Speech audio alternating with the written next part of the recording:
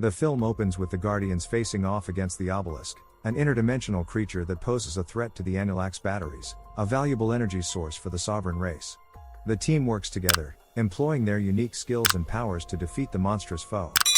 Meanwhile, Baby Groot is dancing happily, seemingly oblivious to the intense battle happening around him. The Guardians' combined efforts ultimately lead to the destruction of the obelisk, showcasing their improved teamwork and coordination since the events of the first film. Their victory, however, is short-lived, as a new challenge soon emerges. Following their victory, the Guardians meet with Aisha, the High Priestess of the Golden-Skinned Sovereign Race.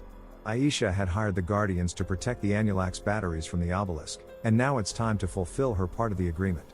As payment for their services, she presents the Guardians with Nebula, Gamora's estranged sister and a known criminal. However, unbeknownst to Aisha, Rocket has secretly stolen some of the very Anulax batteries they were hired to protect. Rocket's cunning heist leaves us wondering if his actions will be discovered by the Sovereign. The tension builds as the Guardians prepare to leave, with the stolen batteries hidden among their possessions. As the team departs, they are seemingly in the clear, but the suspense continues to linger, as the consequences of Rocket's actions are yet to be revealed. The suspense reaches its peak when the Sovereign discovers Rocket's theft of the Anulax batteries. Enraged by the Guardians' betrayal, Aisha orders the Sovereign fleet to pursue and attack them. The fleet, consisting of numerous remotely controlled golden drones, relentlessly chases the Guardians through space. During the chase, the Guardians display exceptional teamwork and resourcefulness.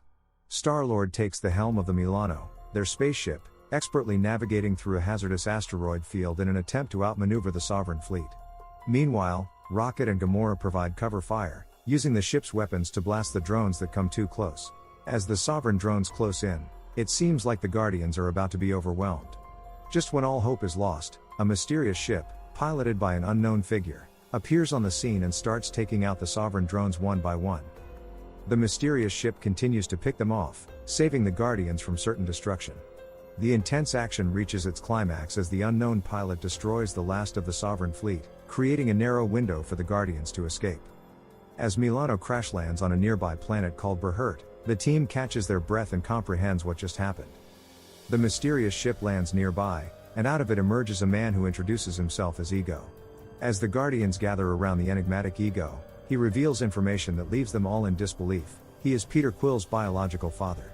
This revelation adds emotional depth and suspense to the story, as Peter grapples with the reality of finally meeting the father he has longed to know his entire life.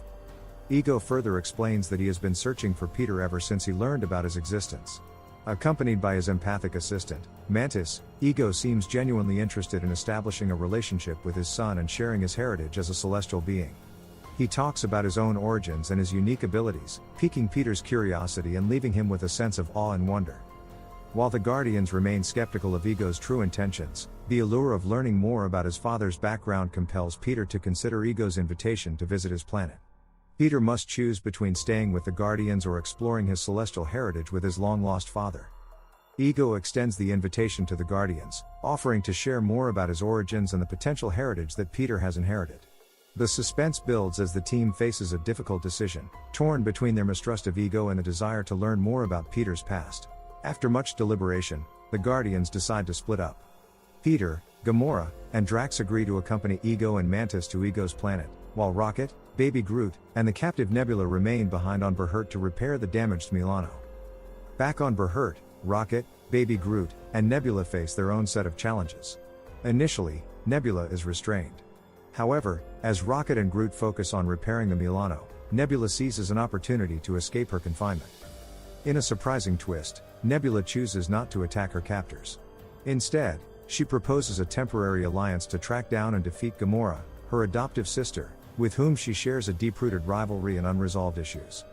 As Peter, Gamora, and Drax arrive at Ego's planet with their enigmatic host, they are immediately struck by its beauty and grandeur. During their exploration of the planet, the trio becomes better acquainted with Mantis, the empathic being who serves as Ego's assistant.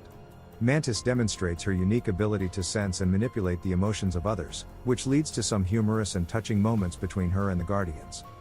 Meanwhile, Rocket, Baby Groot, and Nebula find themselves confronted by another threat, Yondu and his band of Ravagers. The Ravagers, who have been tasked by Aisha and are tracking the Guardians, hold Yondu responsible for letting Peter Quill slip through their fingers in the past. Yondu's conflicted feelings about Peter and his refusal to capture him have led to growing dissent among his crew. The tension between Yondu and his crew reaches a breaking point, resulting in a mutiny led by the ambitious Taserface. The mutineers seize control of the Ravager ship and take Yondu and the Guardians captive. The situation grows dire, as we watch the once powerful Yondu stripped of his command and authority. Despite their differences, Yondu and Rocket find themselves in a position where they must rely on each other to escape their captors. The suspense builds as Yondu, Rocket, and Groot devise a daring plan to break free. In a thrilling sequence, Yondu regains control of his Yaka arrow, which he skillfully wields to eliminate the mutineers in a stunning display of precision and power. Alongside Rocket and Groot, the trio orchestrates a daring escape from the Ravager ship, cementing their unexpected alliance, making their way to Ego's planet to reunite with the rest of the Guardians. Back on Ego's planet, Peter, Gamora, and Drax slowly begin to uncover the dark truth about Ego's intentions. Ego's true plan is revealed: to use his offspring, including Peter, as a means to expand his consciousness and essentially take over the universe. The plot takes a darker turn when it's revealed that Ego has fathered countless children over the millennia, only to dispose of them when they failed to meet his expectations. The weight of this revelation hits us hard, as we realize that Peter is just one of many victims of Ego's twisted desires. This shocking twist raises the stakes significantly, as the Guardians must now confront an immensely powerful enemy to save not only themselves but also the entire universe. As the gravity of the situation on Ego's planet becomes apparent, Rocket, Yondu, and Groot, fresh off their daring escape from the Ravagers, arrive just in time to join the rest. The team's reunion is filled with a mix of relief and determination, as they must now work together to confront Ego and put an end to his destructive plans. Together, the reunited Guardians form a plan to destroy Ego's core, the source of his power, and put a stop to his expansion. In a surprising twist, Nebula sets aside her rivalry with Gamora and joins the fight against Ego. The battle commences with the Guardians fighting their way through Ego's defenses, consisting of powerful energy constructs and tentacle-like tendrils that pose a significant threat. Each Guardian showcases their unique abilities in this clash. Gamora displays her exceptional combat skills, Drax unleashes his brute strength, and Rocket devises ingenious gadgets and strategies to outmaneuver their foe. Meanwhile, Peter begins to tap into his celestial powers, discovering his ability to manipulate and control the energy that flows through Ego's planet. His newfound abilities play a vital role in the fight, as he uses them to counter Ego's attacks and protect his friends. As the battle rages on, Baby Groot is entrusted with the critical task of planting an explosive device at Ego's core. Despite his small stature and childlike innocence, Baby Groot bravely navigates the treacherous landscape of Ego's planet, overcoming various obstacles along the way. Nebula also plays a vital role in the battle. Her expert piloting skills and fierce determination contribute to the Guardians' efforts, as she helps to fend off Ego's relentless attacks from above. In the final moments of the battle against Ego, it becomes clear that the only way to stop him is for Peter to unleash his full celestial powers. As he makes this decision, Peter faces the heart-wrenching realization that doing so will also sever his connection to his newfound father forever. As the Guardians successfully destroy Ego's core, the planet begins to collapse. It is during this critical moment that Yondu, who has fought alongside the Guardians, makes the ultimate sacrifice to save Peter's life. He gives Peter the last remaining spacesuit and uses his Yaka arrow-controlled flight fin to carry him to safety, leaving himself exposed to the vacuum of space. Yondu's sacrifice is an emotional moment, as we witness his deep love and care for Peter, despite their turbulent past. This act of selflessness not only cements Yondu's redemption but also serves as a defining moment in Peter's life, as he comes to understand the true meaning of family and the bonds that hold the Guardians together. With Ego defeated and the universe saved, the Guardians gather to mourn the loss of Yondu, the man who sacrificed himself to ensure their survival.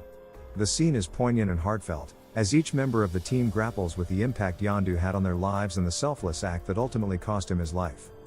The funeral is a touching tribute to Yondu, complete with a Ravager funeral ceremony where his ashes are sent into space amidst a dazzling display of colorful fireworks. At the end of the film, Stackaro Gord and his team of Ravagers, who were former comrades of Yondu, reunite. Thank you for watching Movies and Celebs Recap. If you enjoy this movie and are willing to see more, please make sure to drop a like and subscribe to the channel with bell notifications on, so you never miss our future video. Until next time, guys, take care.